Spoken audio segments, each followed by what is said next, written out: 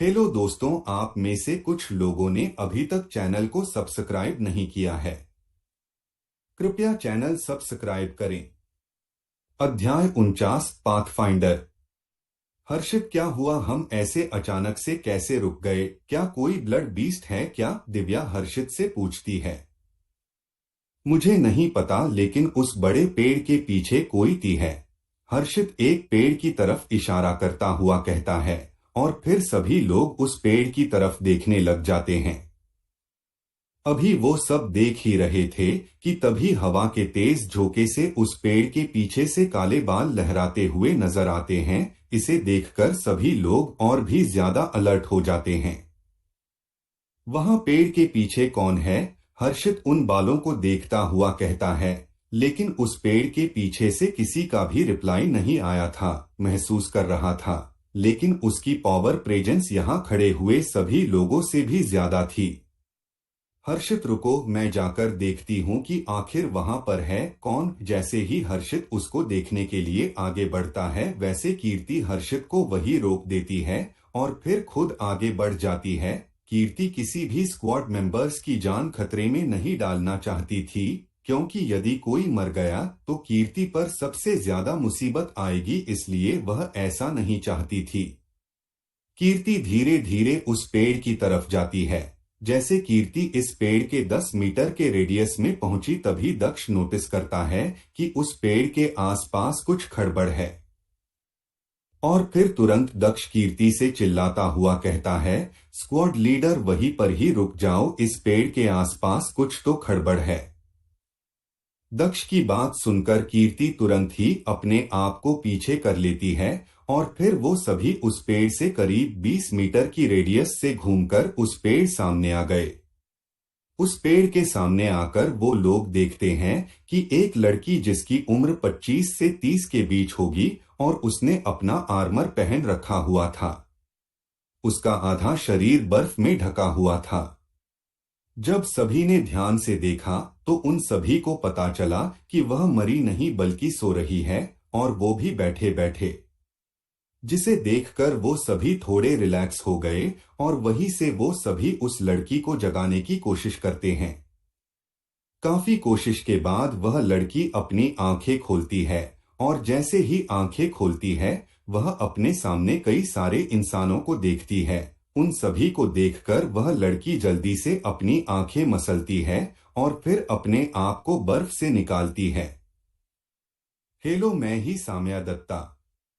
मैं nexus base में एक प्रोफेशनल पाथफाइंडर हूँ। वह लड़की वहीं पर खड़ी होकर सभी को अपने बारे में बताती है। हेलो, मेरा नाम कीर्ति बत्रा है और मैं नाइट स्क्वाड की लीडर हूँ। कीर्ति भी अपने आप को इंट्रोड्यूस करती हुई कहती है। क्या आप मुझे बता सकते हैं कि सिल्वर बेस यहाँ से कितनी दूर है? साम्या कीर्ति से पूछती है। यहाँ से ज्यादा दूर नहीं, हम सब वही जा रहे हैं। चलना है तो फिर आ जाओ, कीर्ति साम्या से कहती है। और कीर्ति की बात सुनकर साम्या तुरंत ही कहती है, एक मिनट रुको, मैं अपने ट्रैप्स निकल लेती हूँ। ट्रैप्स? कीर्ति कंफ्यूज होती हुई कहती है और फिर अचानक से उसे कुछ याद आता है। हाँ, ट्रैप्स। मैं पिछले कई दिनों से सो नहीं पाई, इसलिए मैंने इस पेड़ के चारों तरफ बर्फ के अंदर कई सारे ट्रैप्स लगा दिए थे, जिससे यदि को ब्लड बीस्ट यहाँ आता तो वह इन ट्रैप्स में फंसकर मर जाता है। यदि वह मरता भी नहीं तो इन ट्रैप्स की आवाज से मैं जाग जाती, साम्या कीर्ति से कहती है। और फिर वह वहीं से ट्रैप्स निकालना शुरू कर देती है, जहां पर कुछ देर कीर्ति ने अपना पैर रखते रखते रह गई थी। साम्या जी, क्या आपको पता है कि ऐसे बिना किसी साइन के ट्रैप्स लगाकर सोने से किसी ब्लड बीस्ट की जगह इंसान की भी जान जा सकती है? अपने आसपास ट्रैप्स लगाने के बाद वहां पर ह्यूमन लैंग्वेज में लिखना होता है कि यहाँ पर ट्रैप्स है। कीर्ति गुस्सा होती हुई कहती है। अरे, तुम इतनी गुस्सा क्यों हो रही है? साम्या कीर्ति से कहती है। मैं गुस्सा इसलिए हूँ क्योंकि तुम्हारे ट्रैप में फंसकर मरती मरती बची हूँ। तुझे कम से कम एक साइन बोर्ड तो लगाना चाहिए। तुम्हें पता हो तो बता दूं कि ब्लड बीस्ट इंसानी भाषा को नहीं पढ़ सकते हैं। कीर्ति साम्या से कहती है। सॉरी सॉरी, मैं कभी भी ऐसे मिशन पर नहीं गई, इसलिए मुझे इसके बारे में ज्यादा कुछ नहीं पता था, साम्या कीर्ति से कहती है। क्या मिशन? तुम किस तरह के मिशन पर हो? कीर्ति एक बार फिर से पूछती है। मैं नेक्सस बेस से हूं और वहां की अथॉरिटी सिल्वर बेस के लिए कुछ डेवलपमेंट प्लान बना रहे हैं और उन्हीं प्लान में सबसे पहले स्टेप हाइपर ट्रेन लाना है और मैं इस हाइपर ट्रेन की रेल ट्रैक के लिए सबसे कम डिस्टेंस और कम खतरों वाला रास्ता फाइंड कर रही हूं, साम्या कीर्ति को बताती है। अच्छा, तो यह बात है। अब चलो, हमें रात होने से पहले बेस भी जाना है, कीर्ति साम्या से कहती है। वेट के मिनट ऑलमोस्ट हो ही गया, साम्या अपने ट्रैप्स को निकालती हुई कहती है और फिर अपना काम करने के बाद वो सभी आगे बढ़ना शुरू कर देते हैं। अच्छा कीर्ति, एक बात बताना, सिल्वर बेस टोटल कितने लोग हैं? साम्या कीर्ति से सिल्वर बेस के बारे में पूछती है। पिछले कुछ समय में काफी नए लोग सिल्वर बेस में आए हैं, उनको सभी को मिलाकर करीब 600 से 700 लोग सिल्वर बेस में रहते हैं, कीर्ति साम्या के सवाल का जवाब देती है। अच्छा, वैसे यहाँ से सिल्वर बेस कितनी दूर है? साम्या एक बार फिर कीर्ति से एक और सवाल पूछती है। करीब 30 किलोमीटर से ज्यादा है, कीर्ति कहती है। और साम्या एक बार फिर से सवाल पूछने ही वाली थी कि तभी कीर्ति बीच में ही साम्या से कहती है, अब और सवाल मत पूछना, इससे मेरा दिमाग खराब होता है, तुम चाहो तो मेरी स्क्वाड के किसी भी मेंबर से सवाल कर सकती हो। कीर्ति के इतना कहने के बाद साम्या फिर कुछ भी नहीं पूछती है। अध्याय 50 अतिरिक्त पावर सेंस। और साम्या एक बार फिर से सवाल पूछने ही वाली थी कि तभी कीर्ति बीच में ही साम्या से कहती है, अब और सवाल मत पूछना, इससे मेरा दिमाग खराब होता है, तुम चाहो तो मेरी स्क्वाड के किसी भी मेंबर से सवाल कर सकती हो। कीर्ति के इतना कहने के बाद साम्या फिर कुछ भी नहीं पूछती है। अभी दक्ष अपनी स्क्वाड के साथ सिल्वर बेस की तरफ बढ़ ही रहा था। जैसे जैसे वो लोग बेस के नजदीक जा रहे थे वैसे वैसे सभी लोग रिलैक्स होना शुरू कर देते हैं, जिसे देखकर दक्ष थोड़ा हैरान रह जाता है, क्योंकि जब वह पहली बार सिल्वर बेस में आया था तब उसे इसी स्क्वाड के मेंबर्स ने कहा था कि बेस के पास बहुत से ब्लड बीस्ट घूमते रहते हैं, इसलिए सुबह के एक फिक्स समय के बाद ही बेस का गेट खुलेगा। और अब ये लोग इतने रिलैक्स हो गए। इसी कंफ्यूज को दूर करने के लिए दक्ष अपने पास चल रहे एक मेंबर से पूछता है, अरे सुनो, मुझे किसी ने कहा था कि सिल्वर बेस के आसपास बहुत से ब्लड बीस्ट घूमते रहते हैं, तो फिर तुम सभी लोग इतने रिलैक्स क्यों गए हो? दक्ष पूछता है। हम सब रिलैक्स इसलिए हो गए क्योंकि यहाँ बेस के आसपास कोई भी ब्लड बीस्ट नहीं है, जो भी सिल्वर बेस में नया आता है तो कुछ लोग उसके मजे लेने के लिए ऐसा कहते हैं, वह मेंबर दक्ष को बताता है। और उस मेंबर के बात सुनकर दक्ष को सब कुछ समझ आ गया था और फिर वह भी अपना रेवन आर्मर सूट की उतार देता है। जैसे ही दक्ष अपने रेवन आर्मर सूट को उतारता है वैसे ही दक्ष को कुछ भी महसूस नहीं होता है, जबकि ऐसा होना इम्पॉसिबल था क्योंकि हाल ही में जब भी रेवन आर्मर सूट को पहनता था उसे अपनी शरीर में एक्स्ट्रा पावर महसूस होती थी और जब भी वह अपने रेवन आर्मर सूट को उतारता वैसे ही उसकी वह एक्स्ट्रा पावर भी चली जाती थी और उस पावर का इम्पैक्ट इतना था कि जब भी रेवन आर्मर सूट को उतारता तो एक्स्ट्रा पावर गायब होने के साथ साथ कुछ क्षणों के लिए उसका सिर घूम सा जाता था, लेकिन अब ऐसा कुछ भी नहीं हुआ था। उसके बाद दक्ष एक बार फिर से रेवन आर्मर सूट को पहनता है और फिर उतार देता है, लेकिन इस बार भी दक्ष को कुछ भी महसूस नहीं हुआ। उसके बाद दक्ष 2-3 बार ऐसा हिन करता है, लेकिन हर बार रिजल्ट वैसा का वैसा था।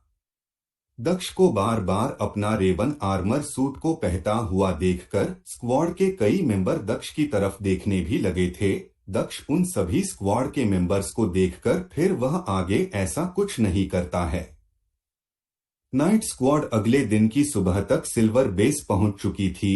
साम्या भी इन लोगों के साथ सिल्वर बेस आ चुकी थी। वह सिल्वर बेस पहुंचकर वहां से अपने अगले काम के लिए स्क्वाड से अलग हो गई थी। इधर दक्ष भी सिल्वर बेस में आते ही वह सीधे दिव्या से बात करने चला जाता है। दिव्या जी, क्या आप ही स्क्वाड के फ्रैगमेंट स्टोन की इंचार्ज हो क्या? दक्ष दिव्या से पूछता है। हाँ, दिव्या दक्ष के सवाल का जवाब देती हुई कहती है। 8:05।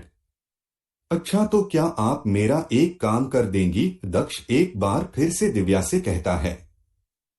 कैसा काम? दक्ष की बात सुनकर दिव्या पूछती है। जब आप इन फ्रैगमेंट्स स्टोन्स को सेल करने के लिए जाएगी तब मेरा भी फ्रैगमेंट स्टोन भी सेल कर दोगी क्या? और साथ ही मुझे अभी के अभी कुछ 1 स्टार फ्रैगमेंट स्टोन चाहिए, क्या आप मुझे दे सकती है क्या? उनके पैसे आप मेरे वाले पिंक फ्रैगमेंट स्टोन से काट लेना, दक्ष दिव्या से कहता है। ठीक है, मैं तुम्हारा काम कर दूंगी। मुझे तुम्हारा बैंक अकाउंट नंबर भी दे देना ताकि मैं जब भी इनको सेल करूं तब उसके पैसे अकाउंट में ट्रांसफर कर सकूं, दिव्या दक्ष से कहती है। और दिव्या की बात सुनकर दक्ष अपना फ्रैगमेंट स्टोन और अकाउंट नंबर दिव्या को दे देता है और फिर दोनों वहां सिल्वर बेस से दोनों बाहर आ जाते हैं। बाहर आकर दिव्या किसी को फोन लगती है और अगले 15 मिनट में एक आदमी करीब 5 1 स्टार रैंक के फ्रैगमेंट स्टोन्स के साथ वहां उस पुरानी फैक्ट्री के बाहर पहुंच जाता है।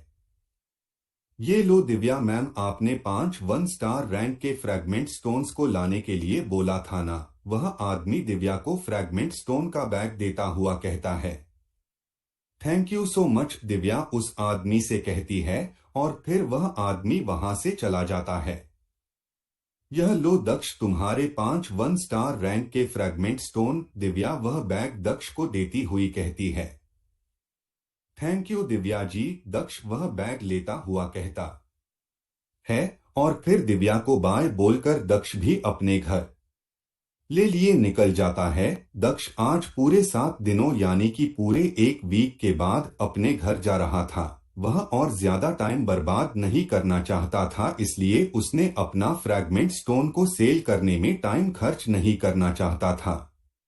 उसे उस शॉप तक आने जाने में कई घंटों का समय लगता था और दक्ष के पास इतना टाइम और हिम्मत नहीं बची थी। वह अपने घर पर जाकर अपने कमरे में मस्त घोड़े बेचकर सोने वाला था। हालांकि दक्ष के मन में अभी भी उस एक्स्ट्रा पावर के बारे में हो सोच रहा था। उसे जब से वह रेवन आर्मर सूट मिला था तब से दक्ष को हमेशा ही कुछ नया जानने को मिलता था, इसलिए दक्ष एक बार फिर कुछ नया जानने के लिए रेडी भी था। इसलिए उसने ये 1 स्टार रैंक के फ्रैगमेंट दिव्या से लिए थे। दक्ष अपने रेवन आर्मर सूट के साथ कुछ एक्सपेरिमेंट करना चाहता। यह यदि वह सक्सेसफुल हो गया तो फिर दक्ष सोच भी नहीं सकता था कि वह इससे क्या कुछ नहीं कर सकता है। तो आपको क्या लगता है इस कहानी में आगे क्या होगा? कृपया अगले एपिसोड के लिए चैनल को लाइक और सब्सक्राइब करें।